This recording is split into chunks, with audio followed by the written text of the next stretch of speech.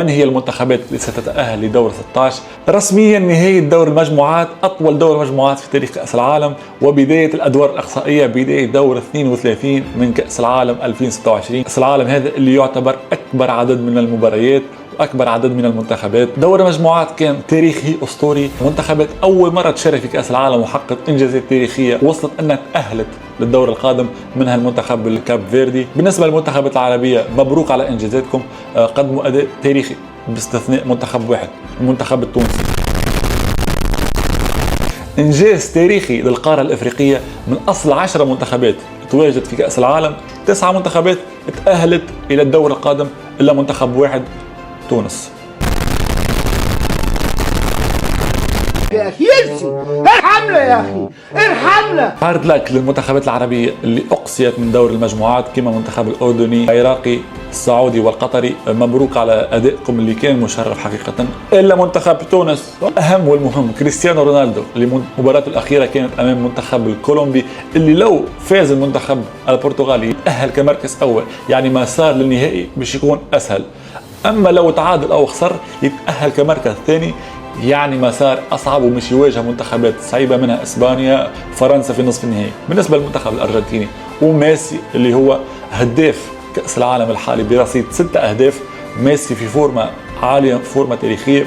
ميسي اللي تاهل في مسار ايسر اللي يعتبر مسار سهل. ميسي تقريبا يجم يلقى روحه في نصف النهائي ويواجه اما انجلترا او البرازيل اللي تقريبا ميسي مساره للنهائي سهل، عكس البرتغال ميسي في فرصه ثانيه انه قادر يحقق كاس العالم. تخيلوا معي، يعني بعد ما حقق كاس العالم وصار الحدث التاريخي وبعدها الناس واللي تحب كريستيانو يحقق كاس العالم، لا جت فرصه اسهل انه الميسي انه يحقق كاس العالم مره ثانيه. طولت عليكم في المقدمه، هذا فيديو باش نعملوا فيه قطع للدور 32.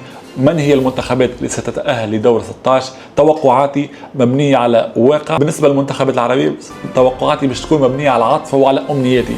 طول في المقدمة، اشتركوا في القناة، فعلوا جرس التنبيهات، لايك، وتابعوني على حساباتي في السوشيال ميديا. بإذن الله باش تكون فما عقوبات لكل توقع خاطئ أنا عملته، يعني فيديو خاص بعقوبات بالنسبة للتوقعات. يعني لازم يكون حذر جدا، لأنه كل توقع خاطئ سينتج عنه عقاب. عاملة وعملتها في روحي.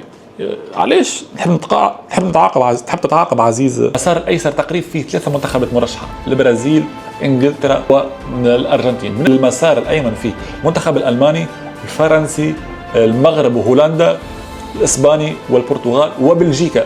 يعني المسار الايمن مسار كريستيانو رونالدو، شفتوا قديش يظهر صعيب. رب مع رونالدو، يا رب امنيتي في الحياه رونالدو يحقق كاس العالم. بطبيعة الحال امام الايباد هو اللي بتشوف منه المنتخبات، عدد كبير من المنتخبات الصراحه ما نجمش الكل نحفظها. بدايه مباراه البرازيل واليابان. المنتخب الياباني منتخب قوي، لكن نقطع للبرازيل بقياده فينيسيوس جونيور اللي فورمه عالميه وكارلو انشيلوتي. المباراه الثانيه بين النرويج والساحل العاج كوت ديفوار. صراحه المنتخبين تقاربوا في المستوى، لكن نقطع للمنتخب النرويجي. بالنسبه لمباراه الاكوادور والمكسيك، المكسيك نتوقع صاحبه الارض والجماهير. المنتخب الاكوادوري جيد، لكن المكسيك توقع افضل، توقع المكسيك. انجلترا والكونغو الديمقراطيه، اسهل توقع انجلترا. لا، فما توقع ما اسهل، الارجنتين وكاب فيردي. الارجنتين بقياده ليونيل ميسي. مباراه استراليا ومصر صعبه بالنسبه للمنتخب المصري. المنتخب الاسترالي جيد، لكن مصر اظهرت امكانيات رائعه جدا. انا نقطع للمنتخب المصري. والجزائر، سويسرا منتخب صعيب، لكن نقطع للجزائر مره اخرى. منتخباتنا العربيه امنيتي انها تتاهل. كولومبيا وغانا. كولومبيا اللي فكت بلاصه المنتخب البرتغالي. من المفروض انه شفنا البرتغال ستواجه غانا، ومن بعد نشوفوا مباراه بين ميسي وكريستيانو.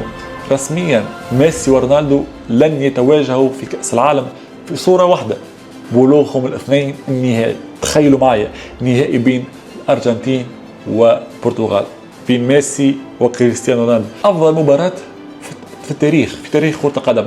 صدقوني تكون الحلقه الاخيره من كره القدم. تخيلوها معايا، تخيلوا معايا نهائي كريستيانو امام ميسي. كولومبيا ام غانا.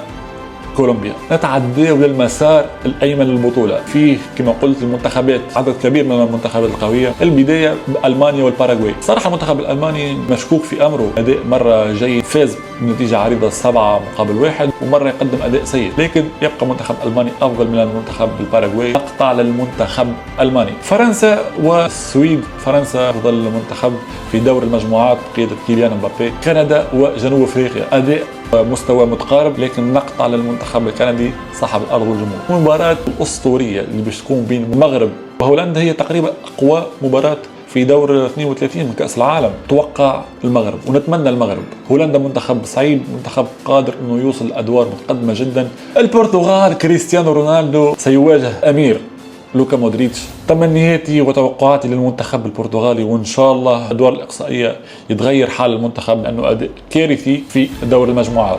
اسبانيا والنمسا. توقع مرور اللقب الاسباني بقياده النجوم لامين يامال. المباراه قبل الاخيره بين المنتخب الامريكي والبوسنه والهرسك. اتوقع المنتخب الامريكي قدم اداء نوعا ما جيد. والمباراه الاخيره اللي تعتبر مباراه باش تكون ناريه بعد مباراه هولندا والمغرب، البرتغال وكرواتيا، نتوقع تجي مباراه بلجيكا والسنغال كمباراه باش تكون مباراه ناريه. شوف امنياتي المنتخب السنغالي، اتوقع السنغال قادر ان تتاهل على حساب بلجيكا. المنتخب البلجيكي فيه العناصر دي بروين، لوكاكو، دوكو، وسط ميدان تيليمانس، اونانا، عنده عناصر جيده لكن ما اظهرش جوده عاليه في دور المجموعات. اقطع للمنتخب البلجيكي صراحه. هي توقعاتي للمنتخبات ولدور 32 من كاس العالم 2026.